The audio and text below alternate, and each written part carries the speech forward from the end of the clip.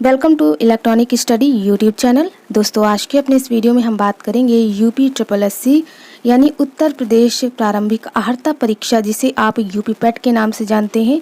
यहाँ पर हम यूपी पैट 2021 से कुछ इम्पॉर्टेंट क्वेश्चंस को लेकर के बात करने वाले हैं आज के अपने इस वीडियो में। आज के इस वीडियो में हम प्रैक्टिस सेट नंबर 2 को शुरू कर रहे हैं। इसके प्रीवियस वीडियो में प्रैक्टिस सेट नंबर 1 को कंप्लीट करा दिया गया है, तो इसके लिए आप हमारे चैनल की प्लेलिस्ट ज़रूर चेक करें। चलिए दोस्तों, शुरू करते हैं इन सभी क्वेश्चंस को क्वेश्चन नंबर 1 से। तो क्वेश्चन नंबर 1 से शुरू करेंगे। क्वेश्चन नंबर 1 है, मोहनजोदड़ो में सबसे बड़ा भवन कौन सा है। यहाँ पर क्वेश्चन आपका पूछा है सबसे बड़ा भवन कौन सा है।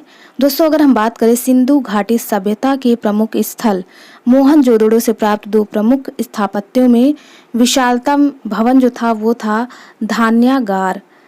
धान्यागार की बात करें तो 2 प्रमुख धान्यागार मिले, जिसमें पहले की लंबाई की बात करें तो 150 फीट थी लगभग, चौड़ाई की बात करें तो 50 फीट थी। 2 धान्यागार थे। ये पहला धान्यागार था जिसकी लंबाई और चौड़ाई की बात हमने की। अगर दूसरा विशाल स्थापत्य स्नानागार की हम बात करें तो उसकी जो लंबाई थी लगभग 39 फीट, चौड़ाई की बात करें तो 23 फीट और ऊंचाई की बात करें तो 8 फीट थी। तो इस तरह से मोहनजोदड़ो में सबसे बड़ा जो भवन था वो था धान्यागार, जिसकी लंबाई, चौड़ाई और ऊंचाई के बारे में हमने यहाँ पर बात की। बढ़ते हैं अगले क्वेश्चन की तरफ, यानी क्वेश्चन नंबर 2 की तरफ। क्वेश्चन नंबर 2 पूछा है, आरंभिक वैदिक साहित्य में सर्वाधिक वर्णित नदी है, इनमें से कौन सी है सर्वाधिक वर्णित नदी। करेक्ट आंसर की बात करें तो 2 का करेक्ट आंसर ए हो जाएगा, सिंधु नदी। सिंधु नदी जो थी वो वैदिक साहित्य में सर्वाधिक वर्णित नदी है। अगर हम बात करें सबसे पवित्र नदी की तो सबसे पवित्र नदी सरस्वती थी, ठीक है।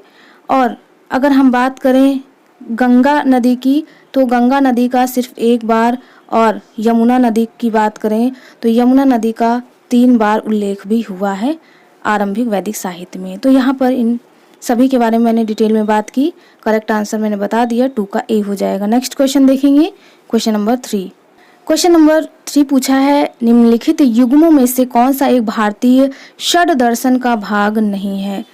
षड मतलब 6 होता है, ठीक है। 6 दर्शनों का भाग नहीं है पूछा है इसमें से, तो आपको बताना है। अगर हम बात करें इनमें से कौन सा भारतीय षड दर्शन का भाग नहीं है तो करेक्ट आंसर 3 का सी हो जाएगा, लोकायत और कापालिक।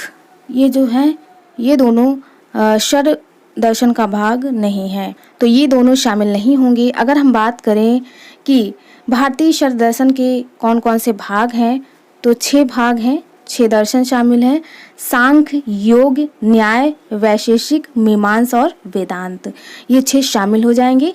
बाकी अगर हम बात करें लोकायत और कपालिक की तो ये शामिल नहीं होंगे। यहाँ पर करेक्ट आंसर 3 का सी हो जाएगा। नेक्स्ट क्वेश्चन देखेंगे, क्वेश्चन नंबर 4 पूछा है, सिकंदर के हमले के समय उत्तर भारत पर निम्नलिखित राजवंशों में से किस एक का शासन था।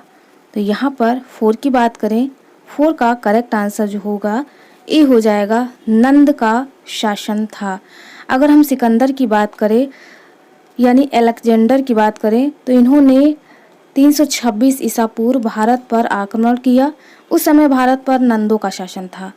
तिथि क्रम की बात करें तो 4 राजवंश का क्रम है, नंद, मौर्य, शुंग व कण्व।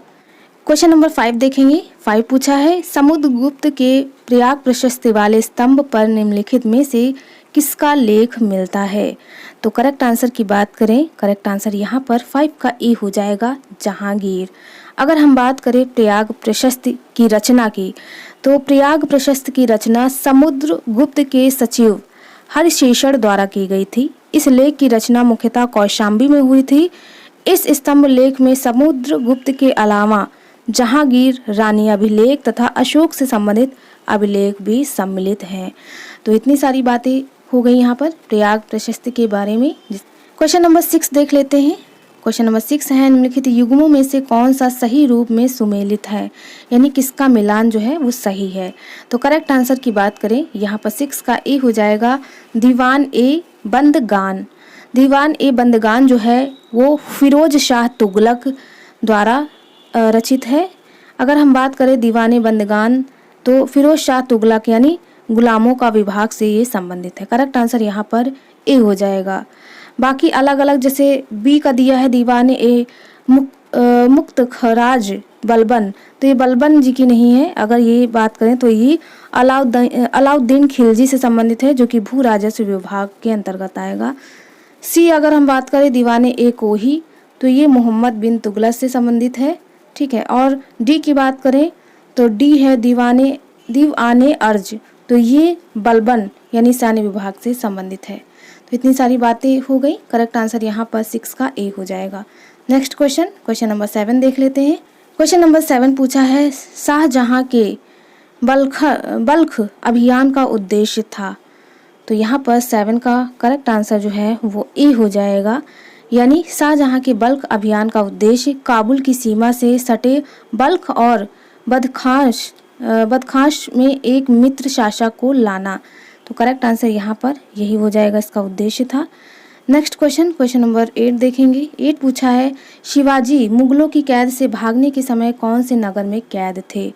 तो यहाँ पर अगर हम बात करें क्वेश्चन नंबर 8 की, तो शिवाजी के बाद अगर हम बारे में बात करें तो शिवाजी को औरंगजेब ने आगरा बुलाकर विश्वासघात करके नज़रबंद कर दिया और उन पर 5000 सैनिकों का कड़ा पहरा लगाया गया। 17 अगस्त 1666 को शिवाजी औरंगजेब की कैद से भागने में सफल रहे। करेक्ट आंसर की बात करें तो करेक्ट आंसर यहाँ पर 8 का बी हो जाएगा, आगरा से भागने में सफल रहे। क्वेश्चन नंबर 9 देखेंगे। 9 पूछा है परिसीमा कानून जो ब्रिटिश द्वारा 1859 में पारित किया गया था, निम्नलिखित में से किस विषय को संबोधित करता है। तो परिसीमा कानून जो 1859 में संदर्भित किया गया था, जिसमें साहूकारों और किसानों के मध्य हस्ताक्षरित ऋण अनुबंध पत्र की वैधता के बारे में बताया गया था। इसमें क्या बताया गया था? करेक्ट आंसर बी हो जाएगा कि साहूकार और रैयत यानी किसानों के मध्य हस्ताक्षरित ऋण अनुबंध पत्रों की जो वैधता है वह केवल 3 वर्ष के लिए होगी। ऐसा यह इस कानून में पारित किया गया था, यानी परिसीमा कानून के अंतर्गत ये बातें तय हुई थी। करेक्ट आंसर 9 का बी हो गया। नेक्स्ट क्वेश्चन देखेंगे तो यहाँ पर क्वेश्चन नंबर 10 देख लेते हैं। क्वेश्चन नंबर 10 पूछा है चिरस्थायी बंदोबस्त 1793 ईस्वी के अंतर्गत जमींदारों से अपेक्षा की गई थी कि वे खेतीहारों को पट्टा जारी करेंगे। अनेक जमींदारों ने पट्टा जारी नहीं किया, इसका कारण क्या था? तो यहाँ पर 10 की बात करें तो 10 का करेक्ट आंसर जो है वो बी हो जाएगा। बी दिया है जमींदारों के ऊपर कोई सरकारी नियंत्रण नहीं था, इसी कारण इन्होंने पट्टा जारी नहीं किया। क्वेश्चन नंबर 11 देखेंगे। 11 पूछा है क्षेत्रफल की दृष्टि से भारत का सबसे बड़ा राज्य कौन सा है। तो यहाँ पर अगर हम बात करें कि क्षेत्रफल की दृष्टि से भारत का सबसे बड़ा राज्य तो यह है राजस्थान। अगर इसके क्षेत्रफल की बात करें कि कितने वर्ग किलोमीटर में फैला है तो 3,42,239 को क्या बोलेंगे, हाँ 39, ठीक है 29 तो 29 हो जाएगा, 39 वर्ग किलोमीटर जो है यह फैला है। तो 3,42,239 वर्ग किलोमीटर इसका क्षेत्रफल है। इसकी राजधानी जो है वो जयपुर है अगर हम बात करें राजस्थान की, और यह राज्य भारत के उत्तरी पश्चिमी भाग में स्थित है। राजस्थान का माउंट आबू एक पर्यटन हिल स्टेशन भी है। तो कई सारी यहाँ पर बातें हो गई राजस्थान से संबंधित। करेक्ट आंसर आपका 11 का सी हो गया। नेक्स्ट क्वेश्चन नंबर 12 देखेंगे। 12 पूछा एक खगोलीय मात्रक निम्नलिखित में से किसके बीच की औसत दूरी है। तो यहाँ पर 12 का करेक्ट आंसर ए हो जाएगा, सूर्य और पृथ्वी के बीच औसत दूरी है। नेक्स्ट क्वेश्चन नंबर 13 देखेंगे। 13 पूछा है पृथ्वी की आयु निर्धारित करने में निम्नलिखित में से कौन सी विधि का प्रयोग करते हैं। तो यहाँ पर पृथ्वी की आयु को ज्ञात करने के लिए यूरेनियम डेटिंग विधि का प्रयोग करते हैं, यानी करेक्ट आंसर यहाँ पर 13 का सी हो जाएगा। नेक्स्ट क्वेश्चन नंबर 14 देखेंगे।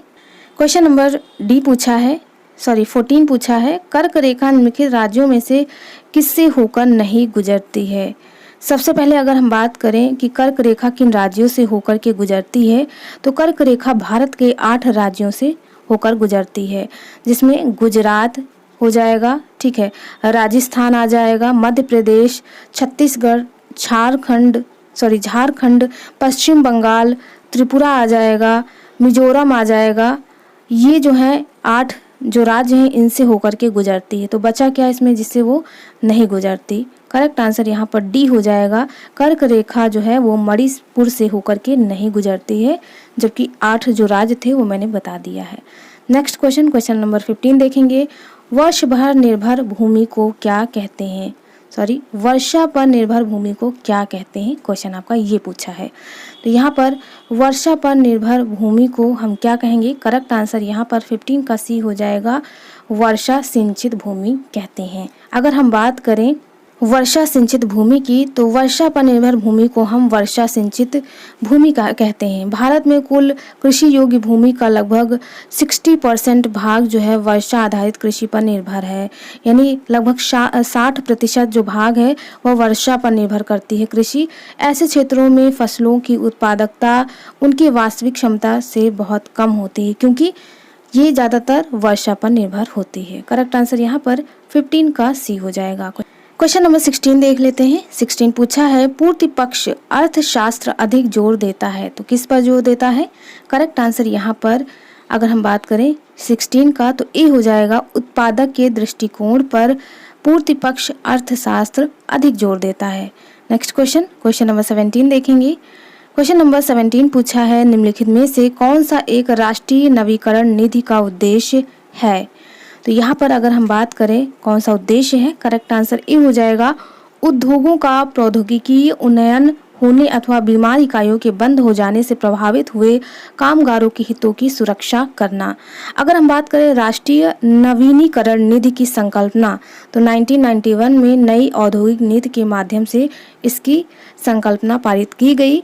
सरकार ने औपचारिक रूप से राष्ट्रीय नवीनीकरण निधि की स्थापना फरवरी 1992 में एक सरकारी अधिसूचना द्वारा की। ठीक है, तो इतनी बातें हो गई यहाँ पर राष्ट्रीय नवीकरण निधि योजना के बारे में। बढ़ते हैं कुछ और क्वेश्चंस की तरफ। क्वेश्चन नंबर 18 देखेंगे। 18 पूछा है, उत्पादन गुणक के न्यूनतम भुगतान को क्या कहते हैं? तो उत्पादन गुणक के न्यूनतम भुगतान को हम आभासी लगान कहते हैं। करेक्ट आंसर यहाँ पर ए हो जाएगा। अगर हम बात करें आभासी लगान यानी अर्ध किराया के बारे में, तो आभासी लगान उत्पादन गुणांक के न्यूनतम भुगतान को इंगित करता है। कुल आगम तथा कुल परिवर्तनशील लागतों के अंतर को ही आभासी लगान कहा जाता है। अल्पकालक में परिवर्तनशील लागत से अधिक जितनी आय प्राप्त होती वह वस्तुतः स्थिर साधनों के सहयोग के कारण होती है तथा यही अतिरिक्त आय आभास लगान है। आभास लगान जो होती है वो अल्पकालिक और अस्थायी होती है।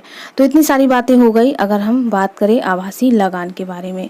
क्वेश्चन नंबर 19 देखेंगे। 19 पूछा है, मूल्य और उत्पाद किसके बिना बाजार ढांचे में निर्धारित तत्व होते हैं? किसके बिना पूछा है, तो यहाँ पर अगर हम बात करें एक क्रेताधिकार की, तो मूल्य और उत्पादन का बाजार ढांचे में एक क्रेताधिकार का निर्धारण नहीं होता है। करेक्ट आंसर यहाँ पर 19 का डी हो जाएगा।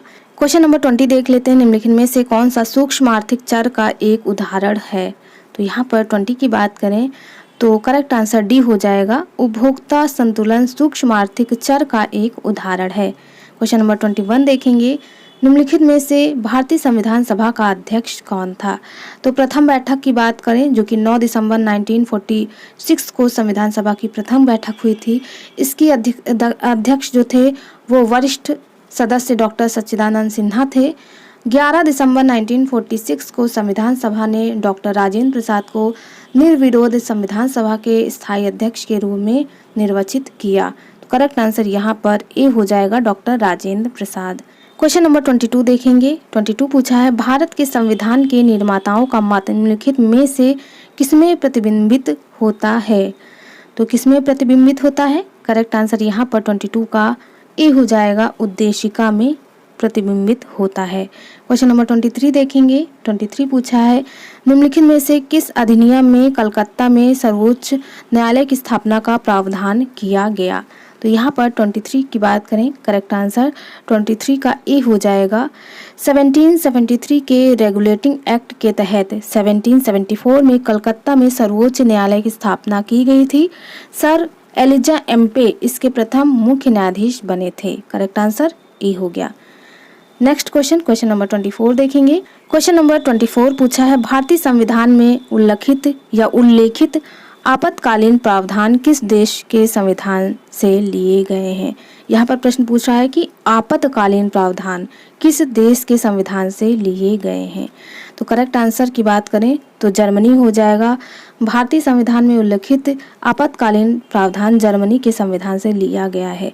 अगर हम बात करें कि मौलिक अधिकार, न्यायपालिका की स्वतंत्रता या न्यायिक पुनरावलोकन आदि प्रावधान किससे लिए गए हैं? तो यह संयुक्त राज्य अमेरिका से लिए गए हैं। साथ ही अगर हम बात करें संसदीय शासन प्रणाली, एकल नागरिकता एवं विधि निर्माण प्रक्रिया, यह किससे लिए गए हैं? तो यह यूनाइटेड किंगडम से लिए गए हैं। साथ ही अगर हम बात करें संघात्मक विशेषताओं संबंधी प्रावधान, तो यह कनाडा से लिए गए हैं। इतनी सारी बातें हो गई सभी के बारे में। बढ़ते हैं अगले प्रश्न की तरफ, जो कि है 25 क्वेश्चन नंबर 25 पूछा है, भारतीय संविधान की प्रारूप समिति के अध्यक्ष कौन थे? तो यहाँ पर करेक्ट आंसर 25 का जो है वो ए हो जाएगा। डॉक्टर भीमराव अंबेडकर जो थे वो प्रारूप समिति के अध्यक्ष थे। यहाँ पर डॉक्टर राजेंद्र प्रसाद की बात करें तो यह स्थायी समिति के अध्यक्ष थे। अस्थायी की बात करें तो ये आप कमेंट में उत्तर दीजिए कि भारतीय संविधान की अस्थायी समिति के अध्यक्ष कौन थे। क्वेश्चन नंबर 26 है, जब रंगीन अक्षरों पर समतल कांच की पट्टी रखी जाती है तो कौन सा अक्षर कम उठा हुआ दिखाई देता है? तो अगर हम बैंगनी रंग रखेंगे तो बैंगनी रंग रखने पर अक्षरों पर समतल कांच की पट्टी रखेंगे तो अक्षर जो है वो कम उठा हुआ दिखाई देगा। करेक्ट आंसर यहाँ पर 26 का बी हो जाएगा, बैंगनी। क्वेश्चन नंबर 27 देखते हैं। क्वेश्चन नंबर 27 पूछा है, रेडियो कार्बन काल निर्धारण किसकी आयु का आकलन करने के लिए प्रयुक्त किया जाता है? तो यहाँ पर 27 का करेक्ट आंसर सी हो जाएगा, जीवाश्म, यानी जिसे आप फॉसिल कहते हैं। तो यहाँ पर जीवाश्म की बात करें तो जीवाश्मों की आयु का निर्धारण रेडियो कार्बन के द्वारा किया जाता है। कार्बनिक या कार्बन रेडियो एक्टिव C14 का प्रयोग किया जाता है। ठीक है, यहाँ पर करेक्ट आंसर 27 का सी हो गया। क्वेश्चन नंबर 28 देख लेते हैं। क्वेश्चन नंबर 28 पूछा है, 28 है, डार्विन फिंचिज का प्रयोग किस समूह के लिए किया जाता है? तो अगर हम चार्ल्स डार्विन की बात करें तो चार्ल्स डार्विन ने अपनी यात्रा के दौरान कुछ पक्षियों के समूह पर अध्ययन किया। करेक्ट आंसर सी हो जाएगा, पक्षियों के लिए। ठीक है, पक्षियों पर जब अध्ययन किया तो ये पक्षी गैलापेगोस द्वीप समूह से संबंधित थे।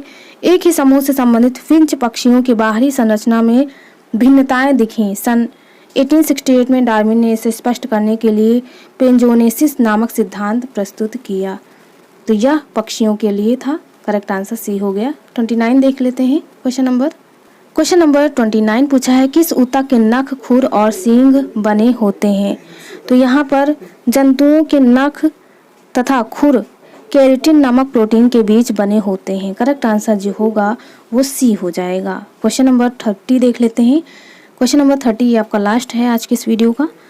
30 में दिया है, पुरुष में पुरुषत्व के लिए कौन सा गुणसूत्री संयोजन उत्तरदायित्व है? तो दोस्तों यहाँ पर अगर मेल की बात करें कि कौन सा गुणसूत्र मेल में पाया जाता है, तो यहाँ पर 30 का करेक्ट आंसर जो है वो डी हो जाएगा, XY।